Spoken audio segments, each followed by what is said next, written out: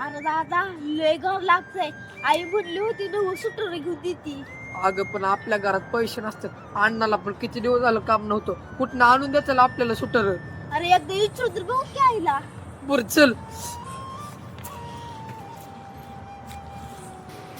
ए I काय रे? अगं तू म्हणली होती की गारट्याची 9 सुटर आणायच्यात.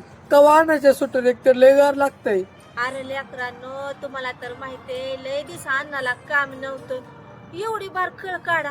पुढच्या वर्षी लय भारीतले सुटर आणू तुम्हाला.